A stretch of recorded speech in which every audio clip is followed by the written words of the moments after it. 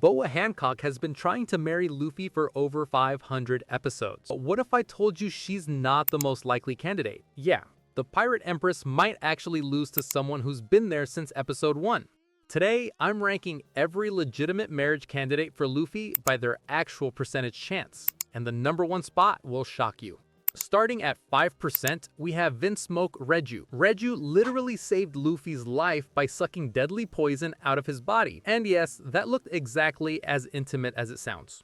She even smiled when Luffy stubbornly demanded Sanji back. She genuinely admires Luffy's determination and how he treats Sanji like real family, unlike her toxic Vinsmoke siblings. When she helped them escape Whole Cake Island, she trusted Luffy completely with her brother's life. But here's why it's only 5%. Sanji would absolutely lose his mind if his sister married his captain. Plus, Reiju's more interested in redemption than romance. She saved Luffy out of respect, not love. The kiss was medical, not romantic. She's the cool sister-in-law type, not wife material. Honestly, she probably just wants Sanji to be happy, not to join his crew family herself. At 10%, we have Nico Robin. Robin literally owes her life to Luffy after Enies Lobby, where he declared war on the entire world government just to save her. That's husband material right there. She's completely devoted to him, and he sees her as family. But here's the thing, their bond is too familial. Robin acts more like the crew's mature older sister, always watching over everyone with that mysterious smile. But that felt more like proud sister energy than romantic interest. She needs someone intellectual who matches her dark humor. Moving up to 15%, we've got Margaret. Remember her? She saved Luffy twice on Amazon Lily. First from those deadly mushrooms, then from the Kuja tribe. This girl literally risked execution by Hancock to protect him. When she got turned to stone, Luffy unleashed Conqueror's Haki for the first time ever. He chose saving her over reuniting with his crew. That's not nothing. But Margaret stuck on Amazon Lily. And let's be real, she was more fascinated by Luffy being the first man she'd ever seen than actually in love. Plus, Hancock would turn her to stone permanently if she made a move. At 25%, there's Yamato. Yamato refused to eat or bathe until Luffy woke up after defeating Kaido. She knows Luffy through Ace's stories, trusts him completely, and fought alongside him against her own father.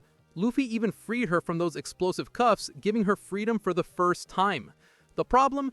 Yamato's obsessed with being Odin, not being herself. Until she figures out her own identity, she can't figure out romance. Plus, she stayed in Wano, though Luffy promised she could join later. At 30%, we have Rebecca. This princess literally cradled Luffy's head in her lap after he saved Dressrosa. She follows his adventures religiously, gushing about him to anyone who listened. Even Kobe heard about it. Luffy didn't just save her country, he personally reunited her with her father before leaving. He got furious when the crowd booed her and cheered her on personally during the Colosseum fight. But Rebecca's a princess with duties now. She represents what Luffy saves, not what he sails with. Their connection was powerful, but temporary. Jumping to 60%, we have Uta, but she's not canon. Wrong. Oda himself confirmed her childhood with Luffy is canon. They competed, explored, and watched sunsets together from windmills. Uta literally introduced Luffy to pirate life through Shanks' stories. When she didn't return to Fuchsia Village, Luffy held a grudge against Shanks for weeks. That's the longest he's ever stayed mad. She knows Luffy before he was Monkey D. Luffy the pirate. That childhood bond is irreplaceable. If she survived Film Red's events, which aren't canon so she could be alive, at 90% there's Vivi. The crew literally showed her their X marks before leaving Alabasta, declaring her a forever Straw Hat. Luffy was ready to declare war on the world government again just hearing she was in danger. She almost gave up being a princess to sail with them. She worried about Luffy constantly, but trusted his strength completely. Even after he punched her in the face, she never doubted him. Their dreams could align perfectly. Vivi wants world peace, and the Pirate King could actually achieve that. She's the only person who left the crew that Luffy actively still worries about. But would she leave Alabasta again? That's the question. At 95%, it's Nami. From Orange Town to Wano, Nami's been there for everything. Luffy gave her his most precious possession, his straw hat, before destroying Arlong Park for her freedom. She's the only person who can physically beat sense into Luffy and live. She manages his chaos, he trusts her navigation completely.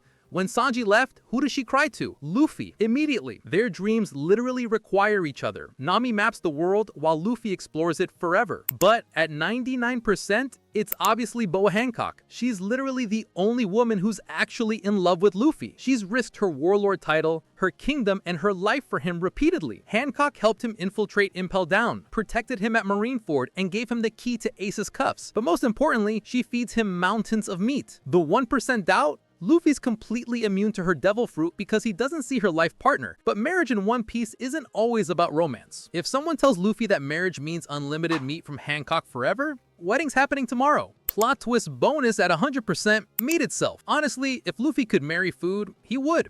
Meat literally brings him back from near death. It's his one true love. So who do you think Luffy will actually marry? Will Oda pull a shocking twist, or is Hancock's persistence finally going to pay off? Drop your predictions below. Subscribe to FortuNeko for more One Piece content, and thanks for watching, and watch this video next.